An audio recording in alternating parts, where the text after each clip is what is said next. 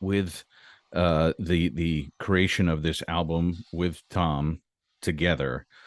As I understand it, you guys wrote a number of these songs via Zoom during the pandemic. And I'm wondering, besides, the convenience, was there any other advantage to doing this via Zoom? And had you written remotely that way with someone before? Um, well, actually, all the songs on the album were written via Zoom. The first time that Tom and I were actually in the same place since the beginning of the pandemic was when we went into the studio, which was sometime last spring, I think. And it's certainly convenient in a time when you couldn't go anywhere. I mean, musicians were the first people to lose their jobs, and we were the last to get them back. Yeah. And in that time, um, we had to figure out how to keep the wolf from the door, and and also how to scratch that creative itch. I mean, everything else was gone. No performances, no rehearsals, no studio. All the things that were part and parcel of the varied way that I worked were gone. But then all of a sudden there's Zoom. I should have had parenthetically that musicians, of course, learn how to do online concerts. Yes. And if you're a techno nerd like me, you were constantly trying to figure out, well, how can I get something out that actually doesn't sound like crap Yeah. and doesn't look terrible? And I got involved um, in road testing mandolin, which was a great no compression on the audio, no compression on the video. I mean, people were watching shows, and it had a ticketing platform, Wow. and Okay. it was really quite remarkable. And musicians, all kinds of musicians, from BTS to me, uh, figured out how to give people who were willing to watch live performances on their on their phones or on their big screen TV and use their home theater system, and it sounded great. I mean, it was kind of an indication of how much everybody missed Yeah. the Yeah. opportunity to hear live music. Excuse me, but what? But one of the technologies that developed, of course, was Zoom. And once you started hating it um, because you couldn't get out of any meetings, um, then you realized, oh, well, hey, Tom Paxton, you're stuck at home. I'm stuck at home. Why don't we why don't we use our time creatively and start writing together? So every Monday at 2 o'clock, um, Tom would show up on my computer, Mhm. and we'd start off, just doing what old friends do, telling jokes and filling in one another in our lives and the friends of ours, like John Prine, Mhm. who who passed away. Yeah. We talk a lot of sports because we're both sports guys, and then we'd eventually get around to writing. Mhm. And with Tom, it was incredibly easy. We're kind of cut from the same cloth. He's a generation ahead of me in the folk music revival, Mhm. but we kind of drank from the same wellspring, which boiled down for me to Woody Guthrie because it just happened to be the only book in our public library Mm. under the Dewey Decimal System subject heading guitar. And Right. so I took it home. I took it home, and probably the first 20 or 30 songs were out of I learned were out of that book. Tom, meanwhile, was an Okie, so he of course knew Woody. Um, and we're old pals, and we know one another, so we were finishing one another's sentences. Mhm. Subsequently, we each have written. We've whored around with all kinds of songwriters. I'm writing with 5 or 6 different people. Tom's writing with, I think, even more. Yeah. He at 86 has discovered a whole new lease on his creative life, and it's really inspiring. Mhm. I mean, hell, we could have been football players, and Yeah. we would have been retired for 40 years already. But this is something that that we can do, and continue to be creative and hopefully helpful. And I'm always curious when I, meet someone who's done a lot of songwriting with another individual. What when you're writing with Tom, what do you usually bring to the table, and what does he usually bring to the table? Well, Tom's an old pro.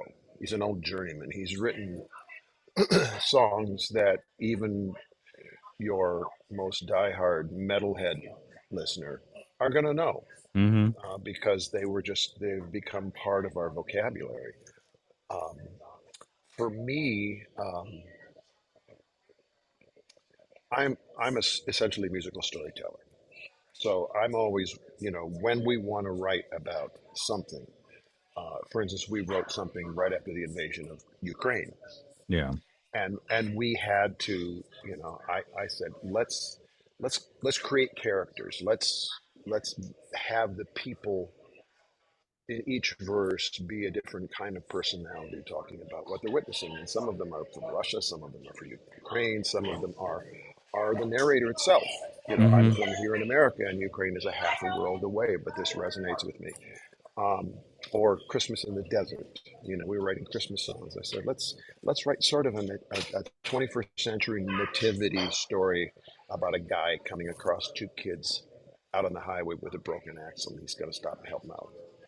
Um, so that's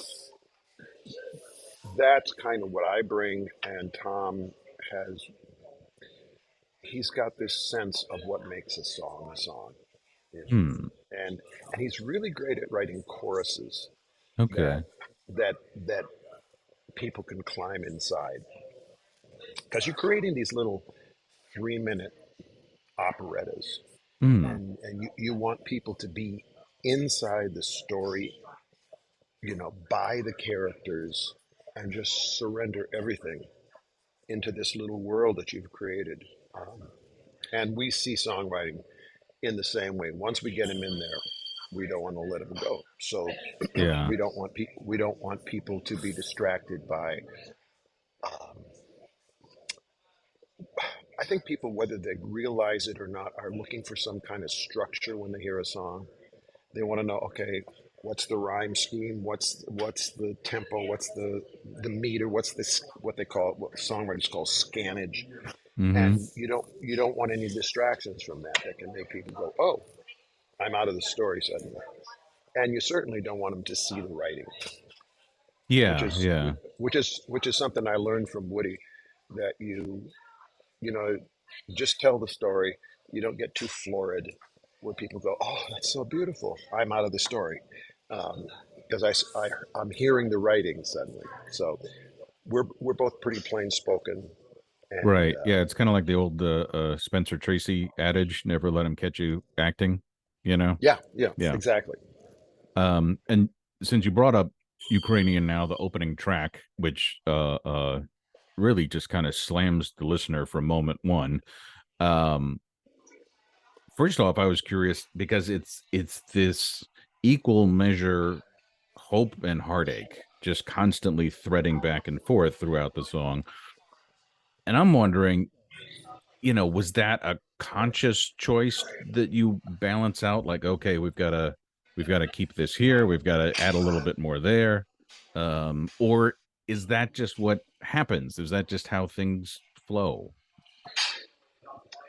I think that Tom and I don't begin with a storyboard, because we've written enough that we know we're just going to surrender from the beginning to whatever happens. Mm-hmm. Neither of us are woo-woo guys, but we also know that there's a lot more going on in songwriting than merely some, some. We don't often know where it's going to end. I mean, an example of it on the same album is "Life Before You."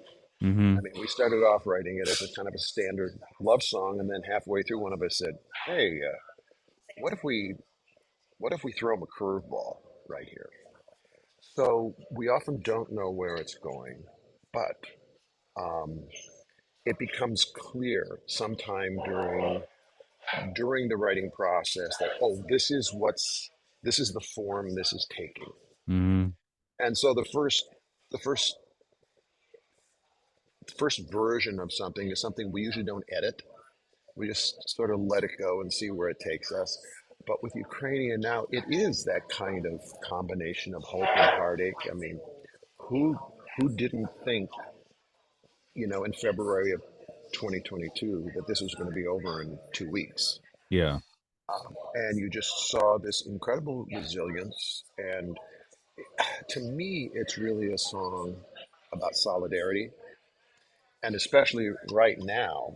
I mean, I have no idea when this is going to air, but right now, you look at a new speaker in the House that wants to cut off all funding Yeah. to Ukraine. Um, and so we just came back from doing a weekend of gigs together, and that song was really strategically placed as a focal point, Hmm. like the last song before the intermission, Okay. um, and really trying to remind people that there's some really courageous stuff going on. And of course, you've got what's going on in Israel and Gaza, Right. Yeah. which is also against the same kind of backdrop. Um, so I think that you can, if we didn't combine the heartache and the hope, it wouldn't have seemed quite as honest. Hmm. And you want things to be real. You don't want to be a Pollyanna and have it be a kumbaya moment.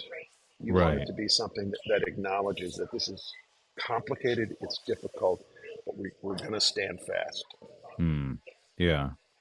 And as you alluded to, of course, there's a long tradition of these kind of pivotal moments in history being narrated by people like Woody Guthrie and Bob Dylan, and with that same kind of effect. Um, but you can hear, the heartache also when you guys sing, and I'm wondering, is it a difficult song emotionally to sing in front of a crowd? Well, we've done it enough that you kind of get over that. You have to, because you don't want to be the guy losing it on stage. Yeah. Then it seems contrived. It's almost like you could count down the beats when Tammy Wynette sang Divorce to when she was going to break down every single time you saw her play that song. Hmm. Um, we the second verse, especially when you say, "I am the Muscovite Hmm. protesting out in the street. I am the rabbi learning to pray with my feet. I am the soldier who used to dance in the ballet." That was a real person.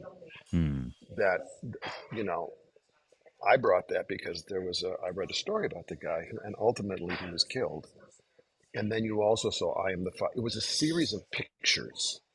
You know, I Yeah. we really wanted to honor the people in Moscow who were incredibly brave to being out there protesting. And the second line was from Rabbi Heschel. Um, I think I can't remember whether Abraham Jacob or Jacob Abraham Heschel, who marched with Dr. King Hmm. at the Edmund Pettus Bridge in Selma.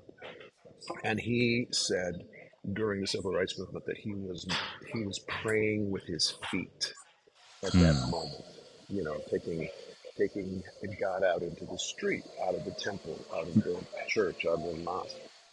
And I've always loved that. And I have to admit, I have ripped that off from myself in several different songs. And I also was very interested. You are a multi instrumentalist, and I'm wondering what what determines which instrument you pick up in a song, and also what do you like writing with most? Let me answer the second one first. Okay. I tend to write with either the guitar or the piano. I approach each of them really differently. The guitar is real blockish. I don't know if you play, um, but it's very blockish, whereas the Hmm. piano is completely linear. Yeah. So I approach it, and I'm a much better guitar player than I am a piano player. So each has its limits and its horizons. Um, so I will go back and forth, but every now and again, something will come to me, and I'll go, "Oh, well, that's a banjo song." Hmm. And to answer you the first one, um, I was talking to my buddy Daryl Scott recently, who is a tremendous multi-instrumentalist, a great writer, great singer, great player. And I've seen Daryl play the same song on like four different instruments, Hmm. and it works if you're good enough. And he's definitely good enough.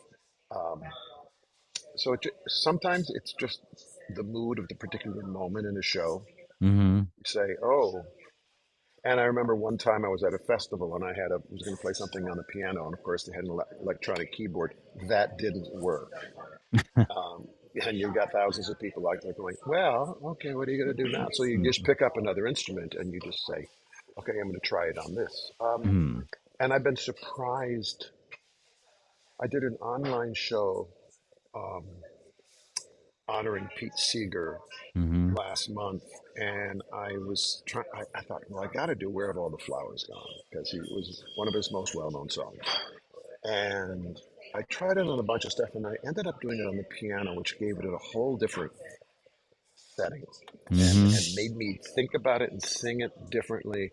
So it's great. It's like I look at it as having a toolbox, and you reach in there, and I'm going to grab a hammer. I'm going to grab a chisel. I'm going to grab a screwdriver. It just depends on what seems like the right tool at the right time. Okay. Yeah. And actually, and I referenced this before. There's a Stephen King wrote a really good book about the process of writing called On Writing, and Hmm. one of the analogies he makes is I guess there was an uncle who was teaching him how to fix things when he was a kid, and always talked about you bring the full toolbox. You think maybe you just need a hammer, but you always bring the full toolbox because you never know, you might need something else, and it's better to have more than less as far as that goes. Right. I'm usually only limited by Delta Airlines. Yeah.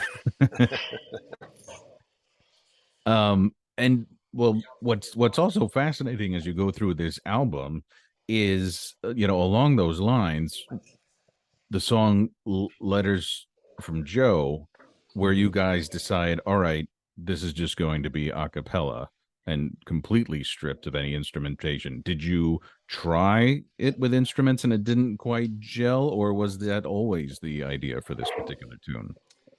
Um, the way our writing works is we will do the writing, we'll do the lyrics. We almost always start off with the lyrics. But sometimes Tom will come in and say, "Oh, I've been messing with this guitar uh, sequence of chords, chord progression. Let's write something over that." But generally, when we get things down, it's up to me to do the demo Hmm. because, well, I can figure out how to get on Zoom. Yeah. So I will do a demo and send it to Tom for his comments, corrections, approval, whatever. And letters from Joe, I don't know that we thought about how we were going to do it while we were writing it, but when I did a demo, it just felt like it didn't need any sonic boosting. It felt Hmm. like a real straightforward. This is a story about somebody who finds a box of letters in the studs of a house he's renovating, and takes a deep dive into that world that was Hmm. revealed to him. So it felt really like the kind of intimacy. So the short answer of this long answer is it occurred to me during the demo process, and then Tom. I mean, that's a first take in the studio. Oh, wow. I mean, in some respects, I felt like Rick Rubin working with Johnny Cash in his later years. You just let the old master sing it the way an 86-year-old guy is going to sing it. Half Hmm. sung, half spoken. And I remember the engineer turned to me after Tom had done one take, he says, "You want to do another one?" I said, "Not on your life." No, that was so real and Yeah. so affecting. Yeah. No, it's yeah, it's really beautiful. And speaking of different ends of the spectrum on this album, where you have that song which is just a cappella, ones that are full instrumentation. On one end of the spectrum you have Ukrainian Now, and on the other end of the spectrum you have Same Old Crap. which which which is great, because if it was all immensely heavy, people would need some sort of prescription medication to get through it. But I'm wondering, is that a compilation of true stories that have happened to you guys throughout the years? Oh, it's stuff that's happened to every musician throughout the years. Um, the provenance of that song was that we got together one day, one Monday at 2, and we just start off saying, "You got any ideas?" And Tom said, "No." And he said, "Yeah, how about you?" I said, "No." "You sure?" "Yeah." I said, "Okay, well, let's write a song about not having any ideas." Um, and you kind of go back. I mean, luckily, neither Tom or I have ever played in a Shakey's Pizza, but Mm, you think of all the people that you do know who are competing with pool tables and jukeboxes and drunks and yeah. glasses and silverware clinking. And why should I worry now? They don't listen anyhow. Hmm. Um, so that was and the going down to Nashville in the bridge. Yeah. Oh God, that's happened to everybody. Yeah. And when Tom sang that, Tom actually wrote that. I didn't. Every door slammed shut. I never scored a cut. All I heard was no. God damn it, no. Yeah. He he said that's the best line I've ever written.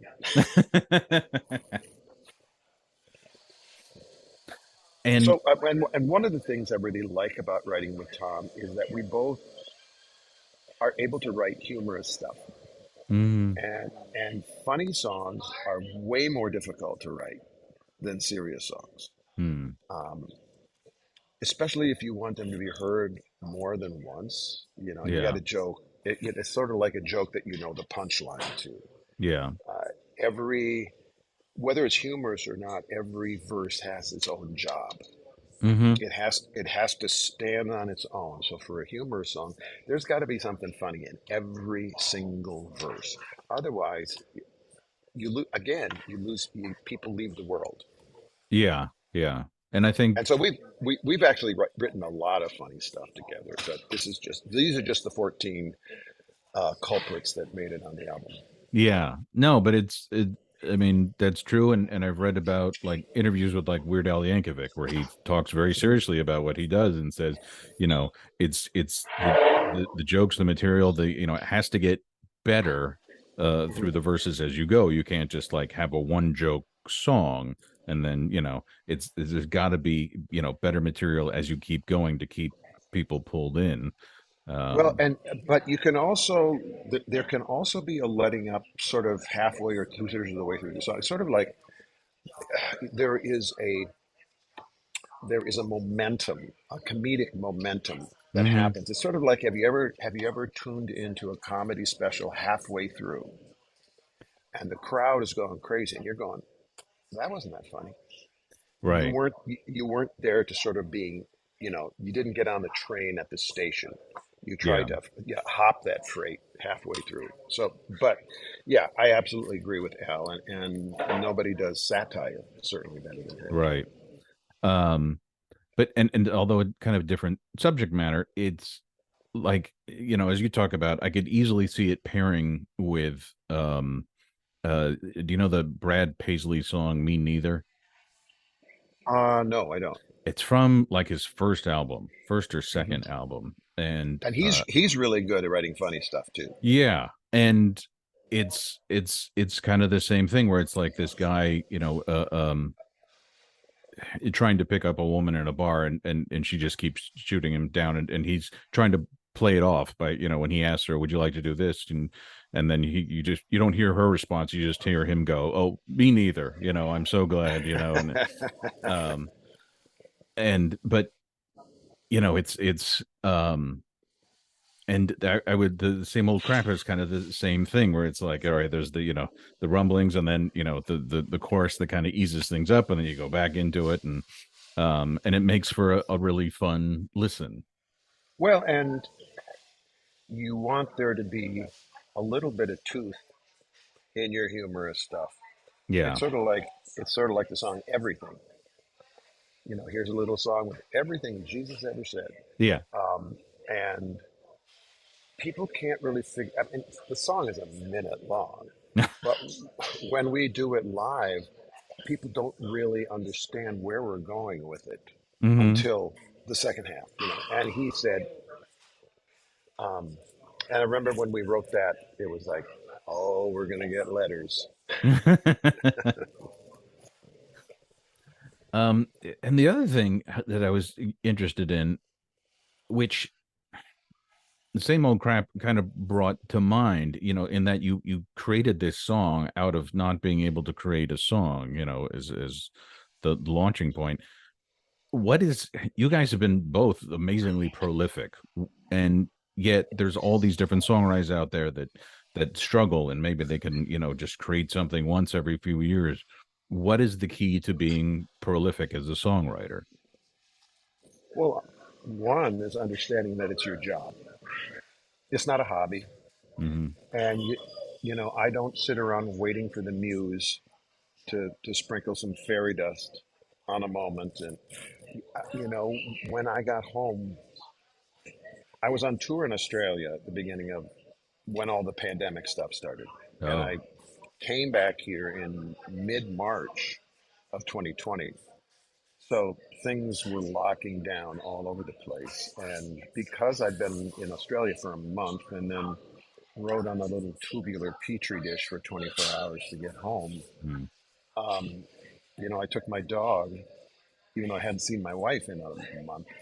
And she's a writer as well. And we have a little cabin in the North Georgia mountains. I took my dog and I went up there for 3 weeks, self imposed quarantine. And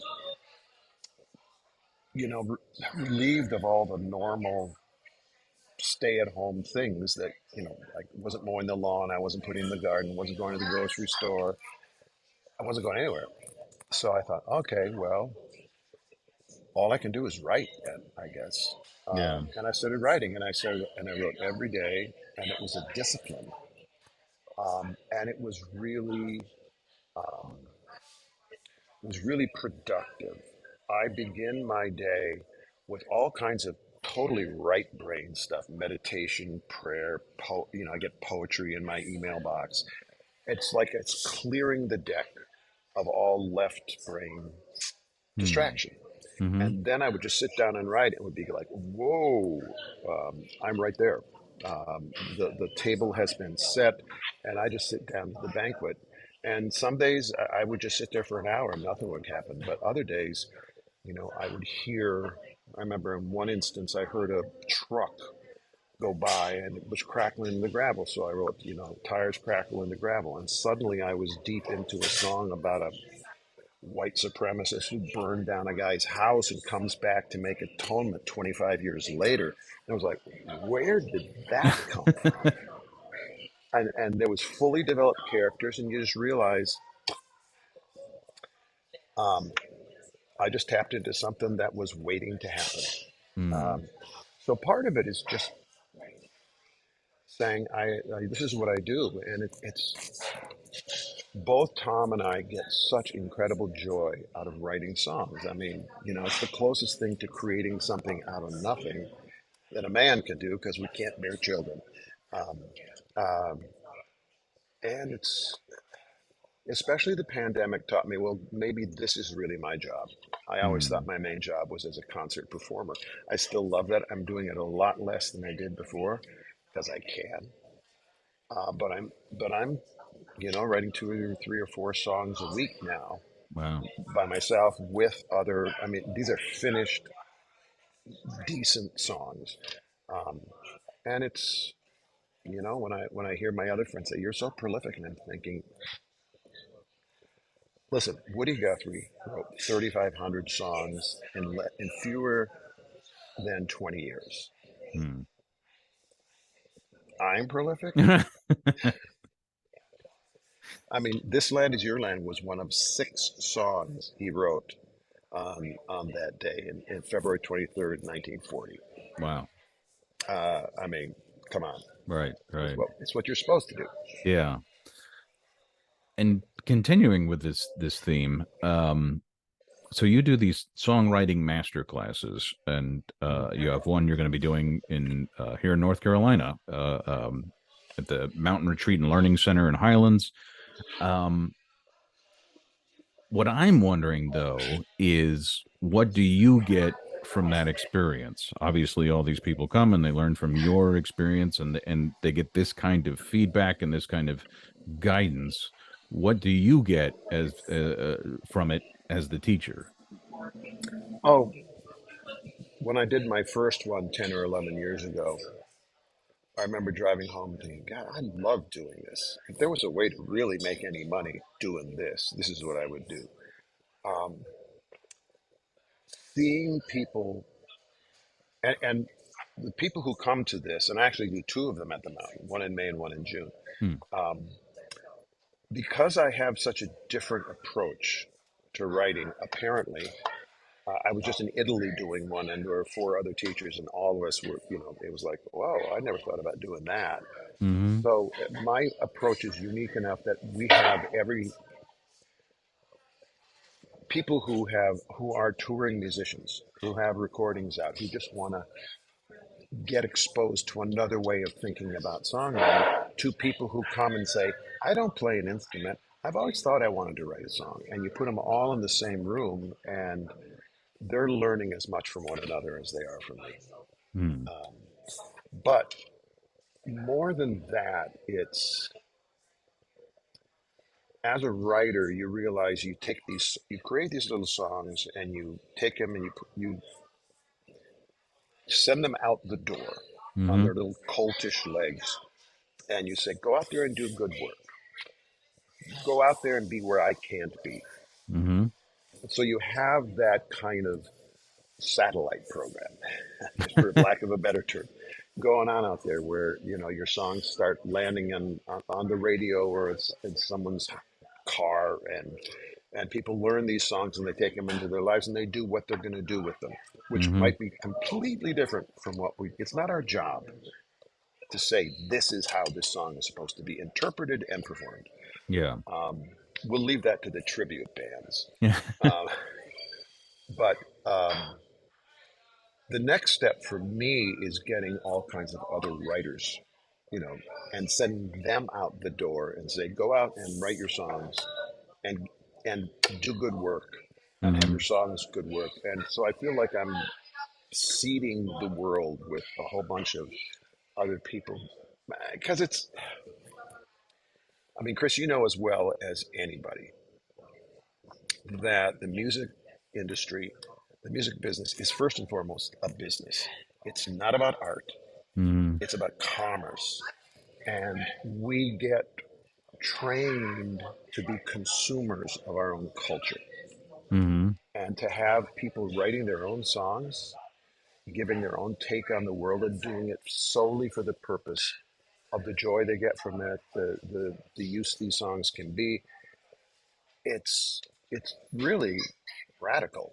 It's really revolutionary, and I love that about it. I remember doing a songwriting class in an elementary school with a bunch of 3rd graders, and this young girl comes up to me after the week and she says, "You know, you have ruined the radio for me, because I listen to these songs and I think I could write something better than that." And she's 8. Imagine the amazing life she's going to have. But in the same respect, and we were kind of talking before we hit record, I think learning these skills can also make you appreciate um, really good writing, really good Oh, musicianship, even more, in the sense of, like, for instance, every professional drummer I know absolutely loves Ringo Starr, and Yeah, yeah. I have to explain it to a casual listener sometimes. They're like, well, it's not, this flurry of fills or any of this kind of thing. And it's like, yeah, but try and play the drums and try and get a feel, as good as like a Charlie Watts on a song with just, a four-piece kit and, something that Mhm. moves people. And then it's like, oh, okay. So it's, I would think that would also be another aspect of all this is learning the craft of songwriting, and suddenly you're appreciating other artists that it's like, oh wow, this guy, I maybe never paid as close attention, but the way he weaves words in and out, and the melodies he chooses is fabulous. Oh, absolutely. And I use other writers in my songwriting camps to, one of the first songs I play every camp is "The River" by Springsteen, Mm, and just say, you know, look at the way he creates these characters, and the way he returns to the chorus. We went down to the river, and the verses inform the meaning of the chorus, and every chorus has a different impact then. hmm. And here's a bridge. So we're talking about, here's the architecture of a song. Yeah. And so many people who come, never really paying attention to Springsteen, and a lot of them come back and say, wow, I've been listening to a bunch of his stuff, and it's really remarkable, because most people learn songwriting not by going to school or going to songwriting camps or whatever. We learned the same way we learned to play baseball. Hmm. We went down to the diamond. We watched the older kids. We tried to learn what they do, and we watched them in their failures and in their successes. But when they put it all together, it was a thing of beauty, and you just wanted to do that. So, you know, people come into these camps, and you can tell they've listened to John Prine all their Hmm. life, and they can write a John Prine song Hmm. or a John Prine esque song. Yeah. And so part of it is saying, okay, well, that's a really good start. You can't, that's an excellent start. But now okay, I want you to write something that's completely in a minor key. Mm. Or I want you to create a character that is completely unlike you. Hmm. And so it's stretching, you learn imitation is the first step to your own creativity. Hmm. So a lot of people do that. I did it, certainly. I mean, I tried to write like Woody Guthrie, Bob Dylan. I mean, listen to Dylan's first albums. He Yeah. wanted to, he wanted to be Woody Guthrie. Right. Yeah. Well, hell, he visited him in the hospital. He Yeah, revered him so much. So yeah. No, and that. and at that time there weren't a lot of songwriters. I mean, there was Dylan and there was Paxton Mhm. and there were a handful of other people, but they were the two. And Phil Oakes, you know, those were the people who were writing songs, and they were modeling it after what Woody, who was modeled after Joe Hill, of taking popular songs and writing, taking the melody and writing new words to them. Mhm. Yeah. So, it, so imitation is important. Yeah. And continuing with the idea of camps of destinations, you have John McCutcheon's Alaska adventure. Um and you got one coming up in June of 2024. What makes Alaska so special in your opinion? Oh, I started touring in Alaska in the late '70s, and would tour there every year, and I got to know that because you've got Anchorage, Fairbanks, and Juneau. Yeah. Those are the three big places, and actually the only one that's very big is Anchorage. Like half the state's population lives in Anchorage. Um, but I was really interested in the fishing villages and the stuff out on the tundra and the stuff in Bristol Bay, and um, fell in with a bunch of small commercial fisherman in Cordova, which is in Prince William Sound, which your listeners will remember from the Exxon Valdez spill. Yes. Um, and I started getting asked to a lot of these little communities and would go and do play 12 or 13 places um, in the course of a tour. And like every single day, I'd be hopping on some little puddle jumper to get someplace. And I loved the people I met. They're outdoors people. You can't live in Alaska and be an indoors person. Yeah. And they loved this place. They were fiercely independent thinkers. And so I wrote a lot um, during my many tours up there. And I haven't been back there for a decade. Oh, okay. So when my agent said, "Listen, I keep getting calls from this guy who's bugging me to have you do a tour," I said, "Well, what are the options?" Because I've been asked a lot. I've never done it. Um, and there was the Caribbean, there was the Mexican Riviera, Yeah. there was New England, and then there was Alaska. And I thought, oh, well, Alaska's on a lot of people's bucket lists. I get to go back there. Um, and it's affordable. I picked a boat and a time so that ordinary people could, go for $1,200 for a week Hmm. on a cruise, and most people aren't staying in their cabins. And we're doing a bunch of concerts and storytelling sessions and Q&As and stuff. So, um, yeah, I've never done one before, but Okay. I'm actually looking forward. My wife is coming. My roadie's wife is coming. Some of my kids, some of my grandkids are coming. Some old friends. So it'll be great fun.